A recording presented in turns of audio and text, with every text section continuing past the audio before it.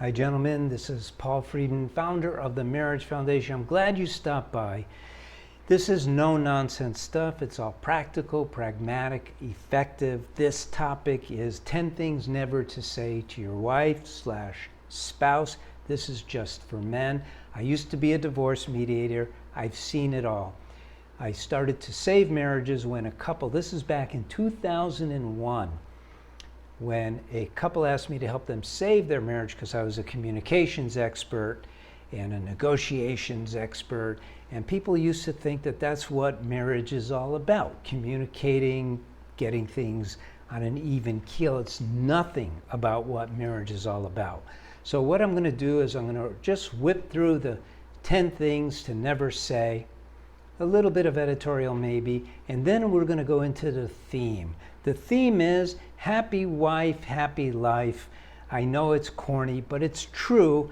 But I'm going to go much deeper, obviously, than that because, I mean, that's so open-ended, isn't it? So let's get into this. Okay, and go ahead and subscribe now. It won't hurt you. And then you could like it later, but I'm sure you're going to like it anyway. So let's see. Number 1, never say, that's stupid. Number 2, never say, how do you like the blender I got you for your birthday? You could substitute vacuum cleaner for blender. I got a great story for that one, by the way. All right, I'm going to interrupt to tell you the story. So I was working with a couple, and I was also working with a friend and his wife. So he stopped by the house, and I was telling him, I was saying, man, Tap, this couple I'm working with, the guy literally just got his wife a vacuum cleaner for Christmas. He started laughing his ass off. I said, what? He said, I just got her a vacuum cleaner for Christmas. It doesn't work. You don't get your wife something practical for Christmas. Women are not like men. A man, if he got like a really good set of wrenches or something, wow, make us happy, right? Not so for women. They take this stuff very seriously. And you didn't marry a man, okay? Never say, hurry up. Okay, women don't hurry. Women take their time, and usually it's to make themselves more beautiful for everybody, not just for you, but see it as it's just for you.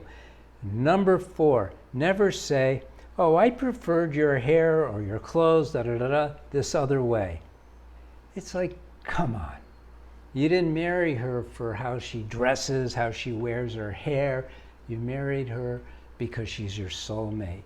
Number 5, never say, can we talk about this later? Oh my God. First of all, it ain't gonna work. She's gonna know. We're gonna talk about it right now. All you're doing is creating a drama, a scene for drama. Lights, camera, action. Number 6, never say, woo, did you see how hot she was? You only know about one woman in your life, man, and you married her and you're happy with her and that's it. You don't see other women. And I'm not talking about pretend don't see.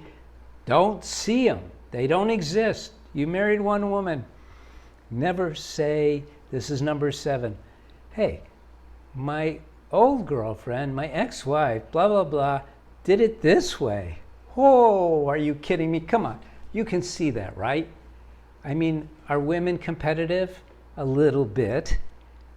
Okay, if I say something like that, it doesn't mean every single woman is competitive, but most of them are. It's part of their biological driven nature to be competitive, and that's cool. So you don't want to like poke them where it hurts. Number 8, never say, hey, would you help me lift this? If it's too heavy for you to move around, wait until your friend shows up or figure out a way to leverage it, but you don't want to hurt your wife's physical body. They don't have upper body strength, they have lower body strength, and that's not what they're there for. You do the man stuff. Never say, would you like to try a threesome? Guys, This is not a Jerry Seinfeld episode. You married your wife because you love her, not so you could have sex with her all the time and with one of her girlfriends. Don't go there even in your mind. Number 10, never say, hey, I'm voting for so-and-so. What about you? Don't go into politics with your wife. It's just not worth it. All right, now we're going to get into this. What is the theme here? The theme here is, I don't know if when you were a kid or a teenager, you ever read the book, The Little Prince. When I was growing up, it was kind of a classic. And in The Little Prince, it talks about this guy who had a rose. And she was the only rose he'd ever seen. And she was perfect, and he doted on her, and he loved her, and they would talk to each other. And then this little prince traveled throughout the universe, and he came to this planet where there were fields and fields of roses. And he was blown away.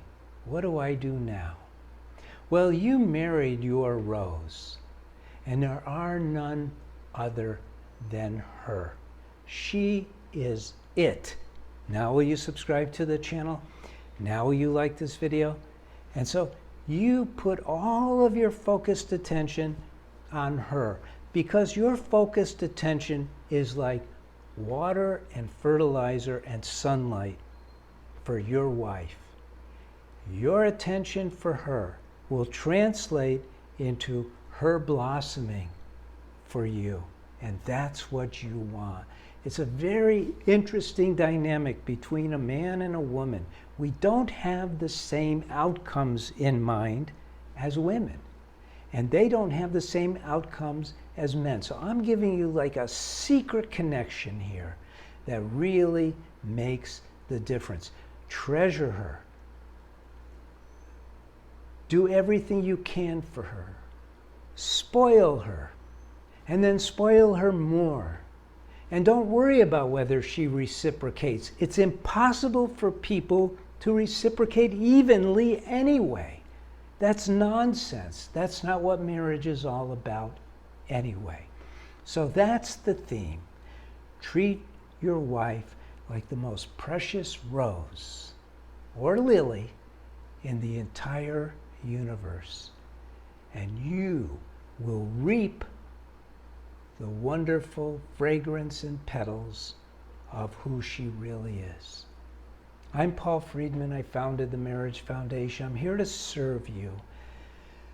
Go to our website, get the 10 top do's and don'ts. It's a free download. Look at our books, see our articles, hundreds and hundreds of videos. God bless you, and thank you for stopping by. Take care.